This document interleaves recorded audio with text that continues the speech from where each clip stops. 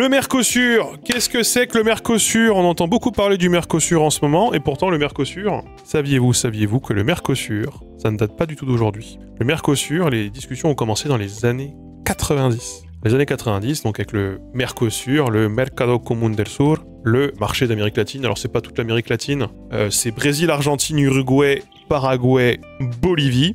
C'est quand même 280 millions de personnes. Et l'Union européenne aimerait négocier des accords commerciaux, des accords de libre-échange, donc des accords qui vont vers la suppression de tous les droits de douane, quasiment tous les droits de douane, et c'est là il y a quand même une marge de quel produit pourrait être concerné, quel produit pourrait ne pas être concerné. C'est pas tout ou rien dans cet accord. Actuellement, les droits de douane, c'est 35% sur les voitures, 30% pour le vin, le champagne et le cognac, 14 à 20% sur les machines, 18% sur les produits chimiques. Je crois que ça inclut les produits pharmaceutiques. Donc forcément, si on se met à supprimer ces droits de douane, l'Allemagne, par exemple, à tout hasard, aurait un nouveau marché assez intéressant pour vendre ses machines et ses voitures, surtout que l'Allemagne, depuis 2 ans, est dans une phase plutôt de récession, parce que comme ils sont beaucoup basés sur l'export de produits technologiques très valorisés, souvent ça a du mal. On a également, bien sûr, l'Espagne, qui est très intéressée, tout simplement parce que c'est un très très gros marché de langue espagnole. Voilà, on va pas se le dire, en termes de soft power, pour eux, c'est très très important. Ils produisent également apparemment beaucoup de chimie et de médocs, donc ça les intéresse tout particulièrement. Parce qu'apparemment, les médicaments, le marché du médicament est en pleine explosion en Amérique du Sud notamment. Alors pourquoi est-ce qu'on entend à tout prix parler du Mercosur en ce moment? Bien sûr, la crise des agriculteurs, et pourquoi les agriculteurs nous parlent beaucoup du Mercosur, alors que ça fait 30 ans qu'on est en négociation? Eh bien, il y a une raison qui, ma foi, est assez simple. Plusieurs facteurs. Le premier facteur, c'est Donald Trump. Très clairement, élection de Donald Trump. Trump veut faire du protectionnisme à fond. Il en a déjà fait d'ailleurs quand il était président précédemment. Beaucoup d'acteurs risquent de perdre leur marché ou une partie de leur marché aux États-Unis. Et donc, il faut bien vendre tout ce qu'on ne pourra plus vendre aux Américains. Il faut bien le vendre à d'autres Américains, en l'occurrence ceux qui habitent plus au sud. Il y a également la Chine. La Chine qui est en pleine expansion sur le marché sud-américain. On est en très forte concurrence, on a beaucoup de retard accumulé. Je sais plus c'est combien de milliards de dollars de marchandises chinoises ou européennes qui circulent pour l'instant, mais je crois que les Chinois vendent 1,5 fois plus de choses que nous là-bas en valeur, enfin je veux dire si on compte en unité monétaire que nous.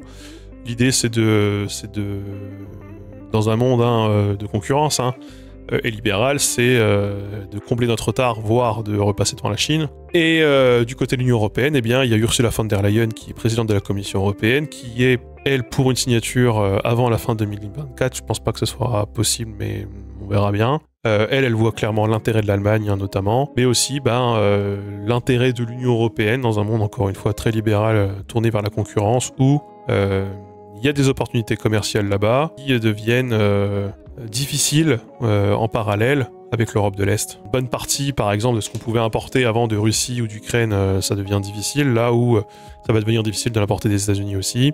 La Chine, il faut qu'on s'en débarrasse globalement, c'est un peu le MIMO, etc. Donc, on a un marché refuge là-bas, il faut aller l'exploiter. C'est un peu l'idée. Donc, l'Union européenne serait effectivement probablement gagnante sur le court terme, si on prend le truc macro très large, puisque le Mercosur, en gros, l'idée c'est d'importer à faible coût des produits de faible valeur ajoutée et exporter à haut coût des valeurs à haute valeur ajoutée. Et on pourrait notamment particulièrement importer du lithium et du cuivre et d'autres terres rares pour ne plus dépendre d'ailleurs, notamment de la Chine par exemple, ou de l'exploitation chinoise également dans d'autres pays qui ne sont pas la Chine, mais l'Afrique par exemple. Donc c'est l'idée. Et en import, du coup, ça nous donnerait à peu près, on compte 100 kilotonnes de viande de bœuf qui pourrait rentrer dans l'Union européenne après la signature. Pas dit du tout que la France soit le pays privilégié pour la vente de ce bœuf, on en reparlera juste après. On aurait aussi dans les 60 kilotonnes de riz, 45 kilotonnes de miel. Miel qui est déjà, les apiculteurs français sont déjà en très très très grande concurrence avec les apiculteurs d'Europe de l'Est ou de l'Union européenne de manière générale. Vous savez, origine miel UE. Bon, miel de fleurs origine UE, c'est des espèces de mélanges, et même des fois on peut douter même du fait que ce soit du miel tout court. Et on pourrait aussi en importer massivement du soja et du sucre. Là, ça touche la France plus particulièrement sur les questions de nourrissage du bétail ou de la filière de la betterave. Et donc on pourrait exporter des médicaments, des voitures, des produits chimiques, des produits industriels, du chocolat, du vin et tout ce qui touche au luxe. Et en France, Et en France, vin et luxe, notamment, sont des lobbies très puissants qui poussent pour qu'on signe pour le Mercosur. Alors c'est quoi le problème avec le Mercosur? Il y a deux types de problèmes qui sont relevés, on va dire. Les deux principales critiques. La principale critique, c'est les normes de production.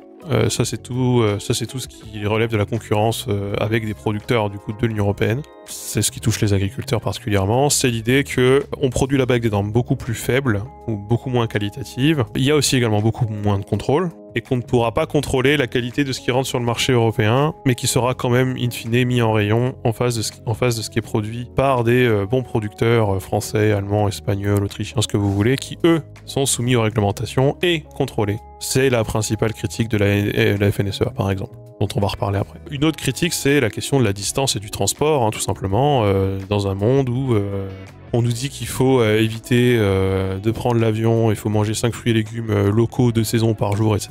Bon, est-ce qu'on a vraiment besoin d'avoir autant de flux, de nouveaux flux de marchandises entre l'Amérique du Sud et l'Europe? C'est contestable. Si jamais vous gueuliez déjà sur le fait que les fraises, elles viennent de tomates, enfin les fraises ou les tomates, elles viennent d'Espagne ou du Maroc, qu'allez-vous penser de ces mêmes produits qui viennent du Paraguay? Donc en France, on a quand même un double discours dans le paysage politique. On a, si vous écoutez à peu près tout le monde en ce moment, tout le monde qui compte le Mercosur. La droite plutôt pour la première raison, la question des normes, protection de nos agriculteurs, blablabla. Pour la seconde raison, plutôt la gauche, le transport, l'écologie, etc. Mais dans les faits, ça fait quand même 30 ans que ce Mercosur est sur la table. La France n'a pas fait grand-chose pour s'y opposer, pour imposer de nouvelles réglementations. On n'a pas été particulièrement force de propositions où on n'a pas forcément eu une activité de lobby très très développée de ce côté-là, et pour cause, il y a quand même une partie, notamment des agriculteurs qui sont pour le Mercosur, qui ont à y gagner, et une partie des grosses filières